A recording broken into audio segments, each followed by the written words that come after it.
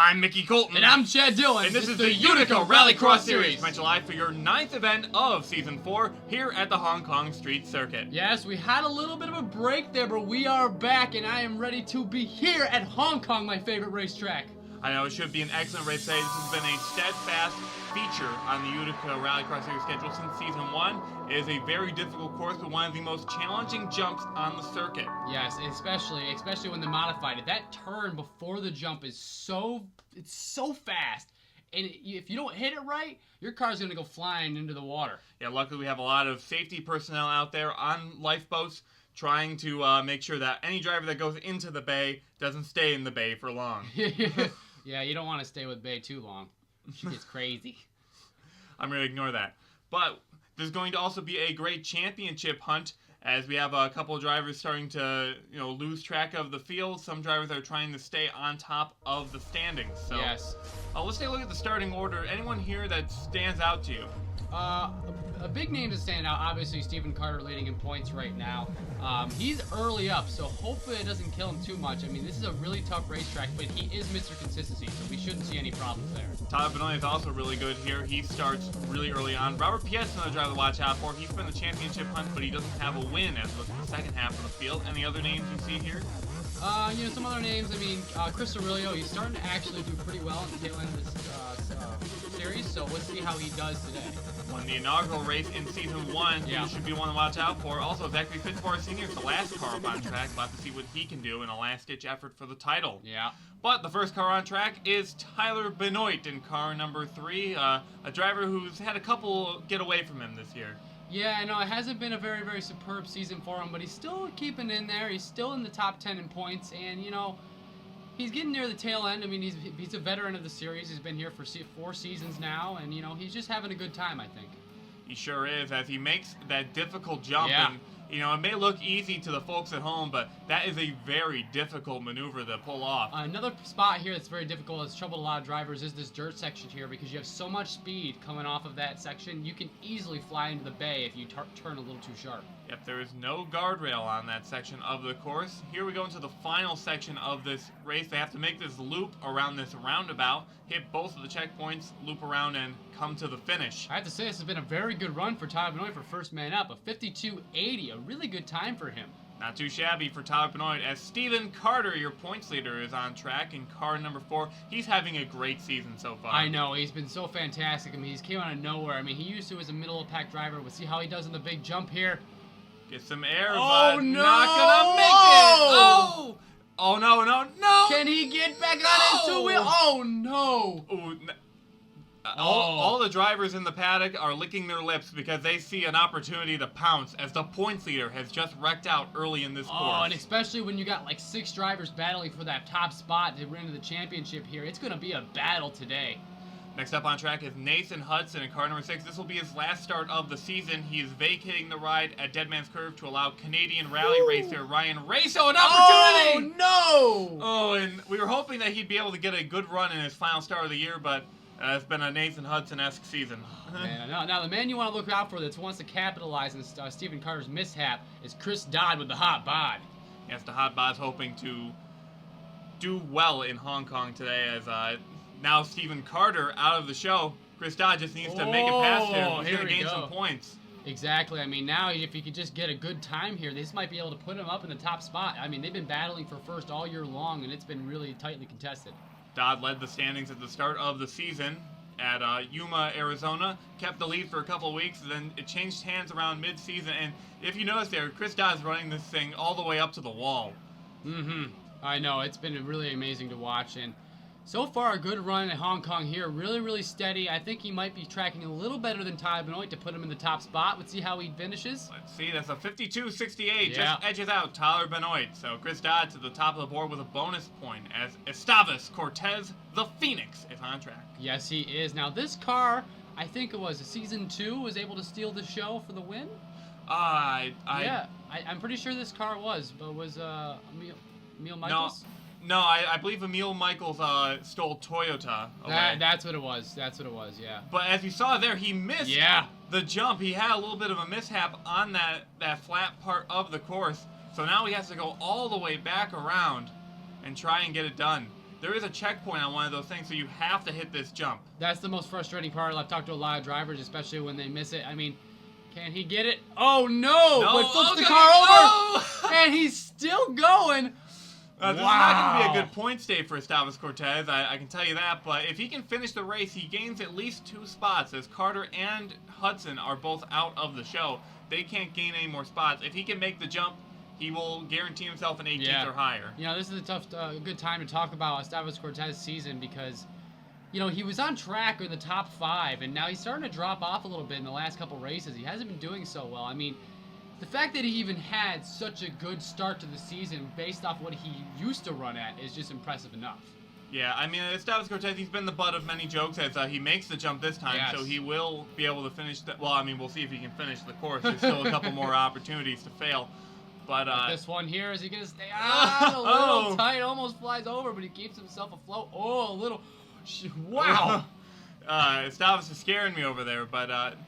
one thing I actually want to point out, that section there, he got into the grass there. Some drivers were reporting that it looked pretty muddy over there near the water. So he said it could be difficult if you get stuck in there. It could really impact your time. Well, yeah, I've heard there's a lot of flooding around from that area. I mean, they should probably fix it a little bit, but it adds to the difficulty of the course, and a lot of people seem to like it. 2:03. That's not going to be a time that goes down the record books, but at least he finishes the course as Colin Bartel, Mr. Inconsistency, is on track. But he's been doing very well as of late. Hey, when I, at Nairobi, presented confidence for him, he's done so much better, and I think if we stop calling him Mr. Inconsistency, I think he's going to keep doing good. I'll call him Colin. Yes. His name is Colin Bartel. Yep, now Colin Bartel last week didn't have too good of a show. Almost flipped the car in Tel Aviv, which I didn't think could have been possible at Tel Aviv. Yeah. Considering it's such a flat race course, but he almost did, but finished the race regardless. The previous 2 weeks, though, he had a runner-up finish of 2nd place. He's a little out of it in the points, but... clips the corner there, but he's tracking really well. Let's see if he can dethrone Chris Dodd from the top spot, and he does with a 52.60. Good job for him. Next up, we have Joseph Ernesto from Team Motorsports. Hashtag Team, though that hashtag hasn't been going around in such a good light. This has been an awful year for Joseph Ernesto, and I blame John Sayadino for it. He's rubbing off that bad luck on him. I'm pretty sure they just need to change the car. And God! He threaded the needle through the hole there, playing hole in the wall. I don't really know how he was managed to keep himself afloat, but he's still going. I don't know about you, but I think Joseph Ernesto's life flashed before his eyes there, because that was one of the scariest looking things I've ever seen in my life. Seth Cole is probably excited. I can see him being excited about that. Oh, here we go for the second temp around. Can he make it? No! Almost hits the front top of the cabin of the car. Oh, man. You know, not many people get more than one attempt at doing that. He's already on 2 attempts. Now this is going to be his 3rd attempt at trying this jump in a row. Man, it'd be devastating if he were to DNF after this, though. Exactly, as Joseph Ernesto. Let's see if he can do it. Oh, no. He does not have the horse. Wait, is he still going? He's still going! One thing you gotta say about these cars, Evans Engineering Incorporated did a great job preparing these things. I don't even know how they handle the shocks on these things. It must be ridiculous. Oh, that's what they're known for. They have very heavy-duty shocks over there at Evans Engineering Incorporated. But Joseph Ernesto's gonna get a 4th attempt at this thing. You know what? He's just having practice. He's just having a good time. Even though he probably has pissed his pants a few times after a couple of these jumps. But okay, I think this one might be steady. Is he gonna fall in the hole? No! He clips it again, and he's DNF'd after 4 attempts. But he's getting a little bit of movement here. And no, it's not gonna cut it. But that was a smart maneuver because he edged himself ahead of Nathan Hudson. Yeah. So he's actually going to be 18th at the current moment if it all plays out at the end. As Sean Angel in car number 2 is on track. Yes, Sean Angel having that 1 win this year, but the rest of the season not so good. He's not going to make the jump. Yeah, he knows that he's going to do the smart maneuver, just back it up right now. He doesn't want to DNF this car. He won at Dubai, but finished dead last in Tel Aviv. So he's hoping for a little bit of redemption today. It won't be a victory. He's just going for a not last place. Exactly. I mean, he has a lot of them. He's had 2 so far. Yeah, He's been at the bottom of the pack. I mean, sometimes he's had a couple good runs this season, but nothing to really be outstanding and talk about. You know, it's been tough. You know, we've had a new rookie class kind of replacing some of these old veterans, but I don't think William Duncan's last place record is what he's trying to replace. Yeah, no.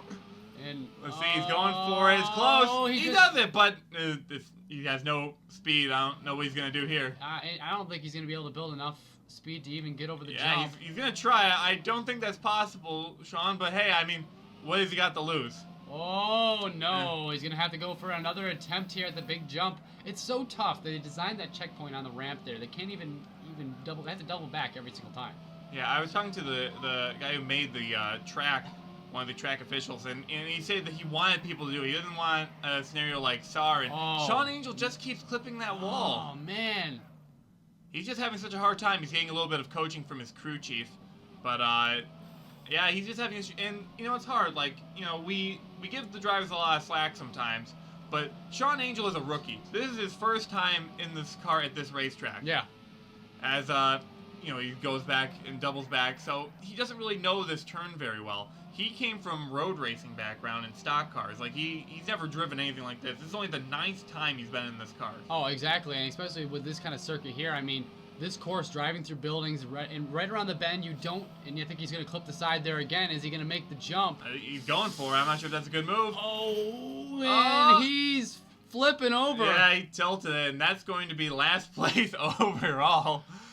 Yeah, they said it was muddy. I think it was catching in that mud over there. Yeah, he seemed to get stuck for a little while, but next up we have Neil Evans, the blacker Mamba. I'm going to say the gray Mamba. The gray Mamba? Yeah. But, yeah, Neil Evans has not had a good season at all as a replacement for Matt Evans, so bad year for any Mamba-related drivers. But a good run so far on that opening jump here. That has shocked me. Yeah, no, especially with a course like this, you wouldn't think Neil Evans would be able to tackle that jump so smoothly, but into the dirt section, a little rocky there, but enough to be able to stay afloat. Yeah, we were thinking he was going to do good last week at Tel Aviv since he had more of a road racing background, sports cars and whatnot. But because he had an early start, you know, it just wasn't a good time. He didn't get to see all those other people figure out the course. You could have a decent time here today. Let's see what he can pull off. Yeah, this section is where you can shave a lot of time if you can cut the corners short. It's such a tough little oval there. But here we go. A 55.42 for Neil Evans. Not a bad showing for him. Yeah, 4th place overall as the Flying Dutchman, Robert Piet, looks to sail this car over the bay. Robert Piet, 3rd place here last year, had a really solid run. It was his career best finish. I would like to point out just the season in general for Robert Piet. I mean, I think that Hong Kong last year really boosted his confidence as a driver. And he missed Dead Man's Curve last year, but other than that, he did a very good job. Yeah. In this particular season of the sport, despite last year being a 10th place driver. No, I know, and now he's in the top 5 in points, and he's competing for a championship. What the tides have turned for the businessman by day, driver by night. Definitely, he's kind of like a Batman sort of figure. In a way. He just needs to get that victory, that W in the win column. But Robert Piet coming to the line, what can he do? That's going to be 4th fastest, not the time he was hoping for, but you know, decent run for the number 15 machine. Next up is Mark Holbert here now. Mark Holbert was also in the title contention for points, and he's starting to drop off a little bit in this season as well. Yeah, 2 wins in a row. Oh, no. Yep. He was like, nope. Got to get away from that. Oh, man. It's so difficult because you're trying to get as much out of this corner as possible. If you run it too wide, you start to lose time, maybe get to the outside wall. If you run the middle, you're doing okay. But if you run that inside line... Oh, Mark, you don't need to rush it. You're already not going to win the race. Why rush it? Just finish it. Oh, man, I think he's a little disoriented. It's out of his comfort zone. He's used to the dirt tracks, and this is a really, really difficult track if you're only a dirt track racer. Mm-hmm. And you have to change your mindset when you have these problems like this. We talked about this in previous years, but once you make a mistake, it really throws you off your momentum. Oh, here we go. I think he has the speed here. Can he pull it off? The hole might trouble him a little bit. Hits the side wall there. He's not going to be able to make the jump. Yeah, he just got a little squirrely on there. Was in the wrong spot, tried to get it right, but just didn't have the speed when he made that turn. Yeah. Which I guess is a good move because you risk it when you hit that hole in the road there. Mm-hmm. No, it's tough. It's definitely tough. You have to hit on the side end of this ramp here, which just looks like a better jump. If you can just keep it straight, he's going to be able to keep going.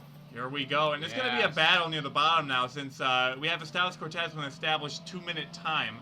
So he's going to be trying to battle that time to gain ground. I do have to point out, though, not a lot of people have capitalized on Stephen Carter's mishap, except Chris Dodd. Yeah, Chris Dodd did very well in this event, and Robert Piet, I guess you can say, is also doing pretty well up there in the 4th place position. Yeah. But it's still early. We're getting into the second half now. Mm-hmm.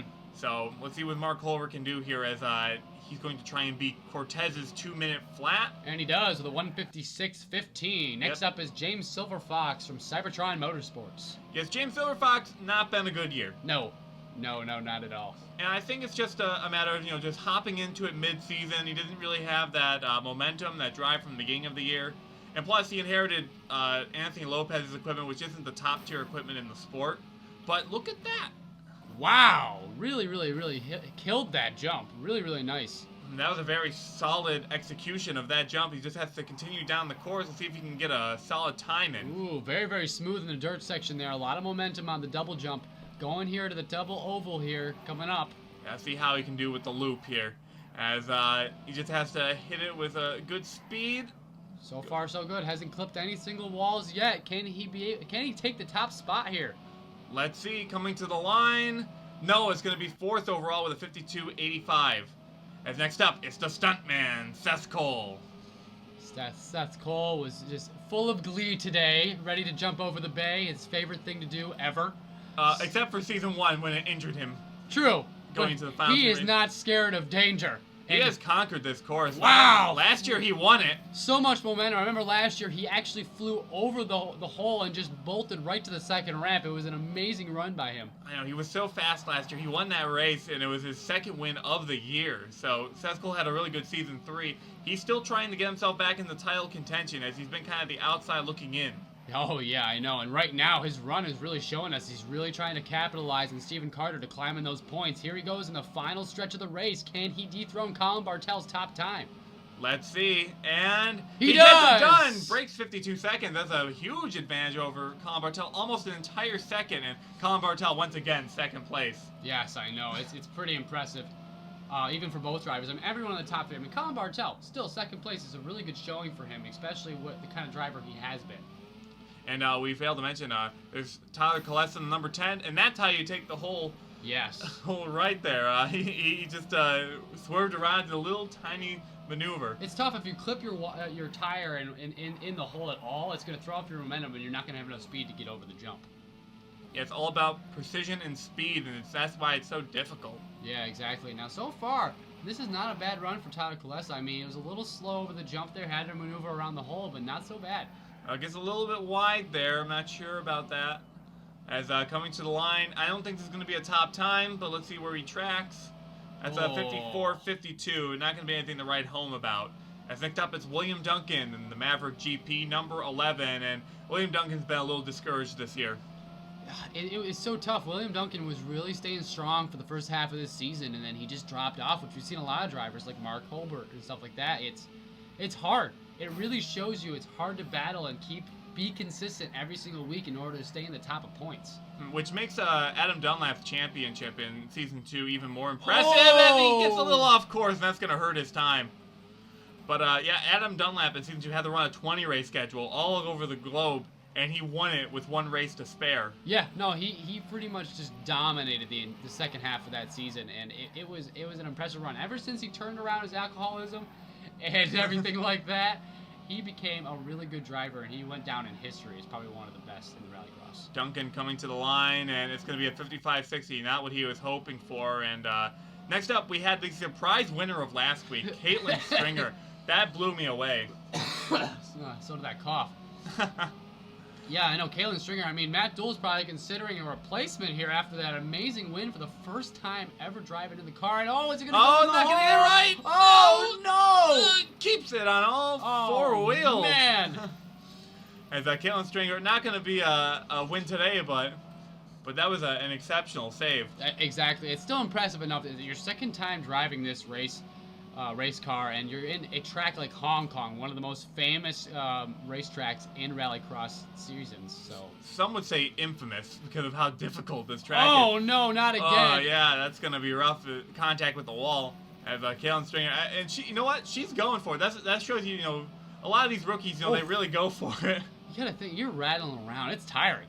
when you hit those walls and clip every little thing and you flip the car over, oh my gosh, you are disoriented to no end.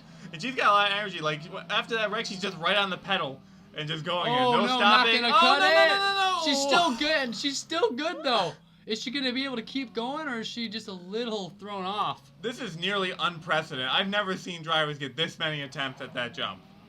Oh, my gosh. I mean, we've seen so much bad luck and flips and stuff like that. We've seen a lot of people fall into the drink, but not today. Not today. Yeah, I don't think anyone has actually gone into the water. Sean Angel was close, but he actually made it to shore.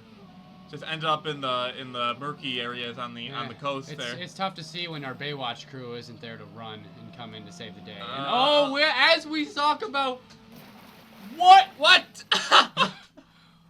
happened there? Well, these cars are kind of flat in the bottom, so when they get enough speed, they kind of skip like a skipping stone. I know, but again, another opportunity to keep going. How did she even pull that off? Oh my God, this is a strange event, Chad. This is unlike any I've ever seen. I've seen cars skip across the water before, but like that, I have never. I'm flabbergasted. This is her 5th attempt at this jump. I don't know how she's feeling right now. I mean, if I was the driver, I'd either be having fun or I'd be scared for my life. She's technically run this course more times than Tyler Benoit. Yes, that's this is very the 5th true. time attempting that jump. That's very true. Tyler Benoit's only had to run it 4 times. And Tyler Benoit obviously never had to do double backs on any of them, so wow.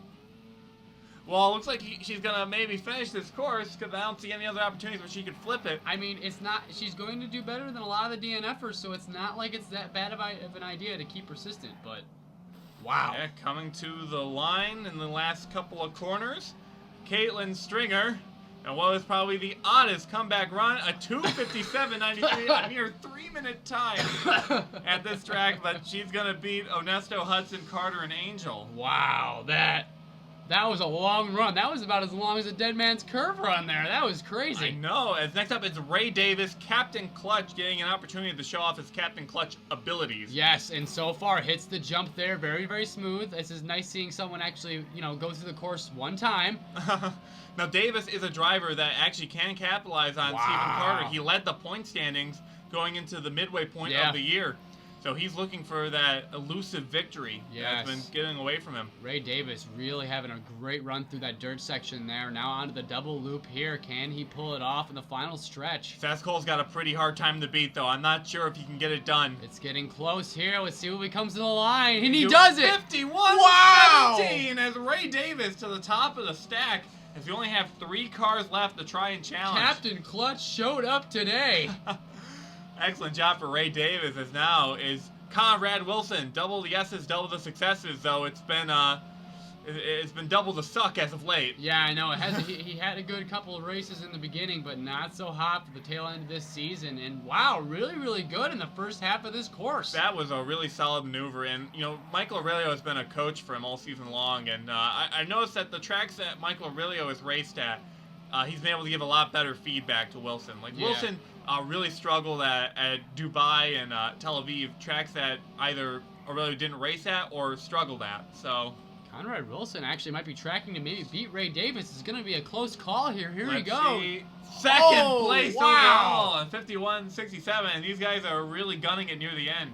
As Chris Aurelio, the mighty, mighty Tiger, is trying to get his second win at this course. Yeah, Chris Aurelio, known for the Hong Kong in Season 1, really pulled it off. Hong Kong is what sealed the deal for him to battle for the championship in Season 1, too.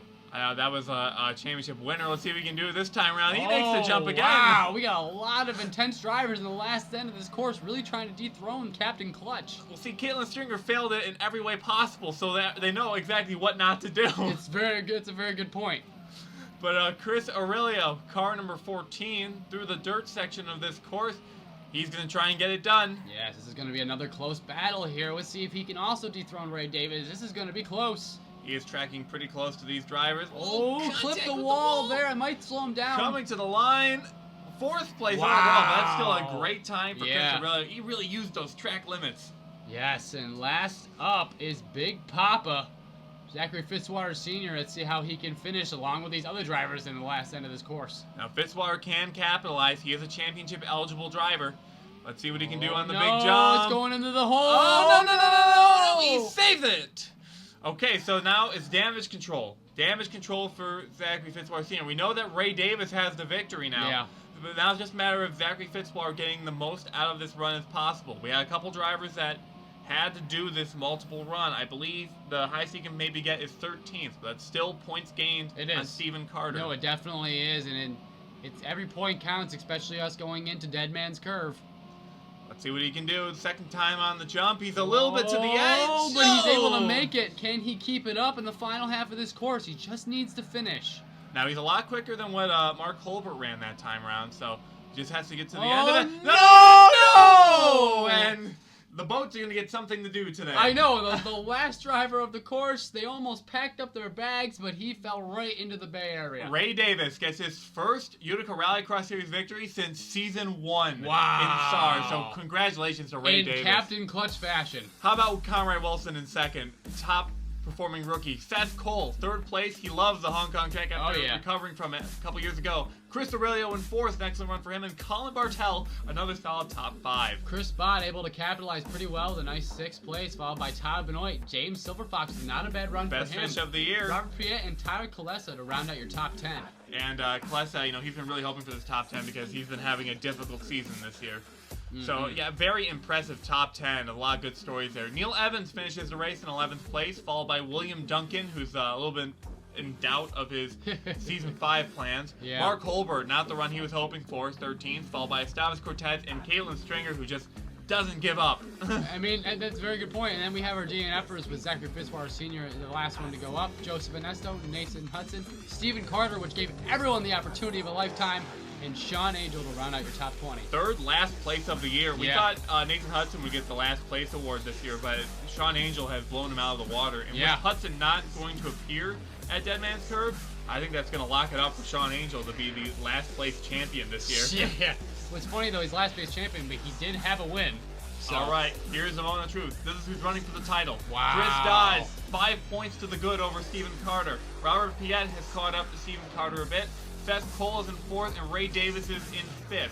But then we have a couple of outside drivers. Mark Holbert and Chris Aurelio basically need to win the race, and Dodd needs to finish poorly. Zachary Fitzwater Sr. is locked into the Dead Man's Curve finale. He needs to win the race, and he needs Chris Dodd to finish dead last to do it. It's a tough break. If he didn't actually miss up that jump and actually finish the top end of the course, oh man, it actually would have helped. Tyler Benoit and Todd Kalesa, the Tyler and Tyler Show, missed the championship this year. And then Conrad Wilson, 11th. He's battling to try and make the top 10 in points. Estavas Cortez is in 12th, followed by William Duncan, who's dropped all the way back to 13th in the standings. Wow. Colin Bartel, Sean Angel, and then here's the rest of the drivers throughout the standings that are basically out of the title hunt this year. Well, I mean, a lot of them are the latecomers that came in the second half, so they're just here to finish out the season. Speaking of latecomers, at Dead Man's Curve, we're going to have 10 drivers that are going to be attempting just a one-off event. They are going to be attempting the Dead Man's Curve qualifier, so every driver outside of the top 8, plus those 10, are going to be battling for those 12 remaining spots on track. It should be a awesome event. I am excited for it. And I'm so ready, and let's go to Dead Man's Curve, baby! Yeah, so we will see you in Dead Man's Curve, Australia. Until then, we'll see you next time. Crikey!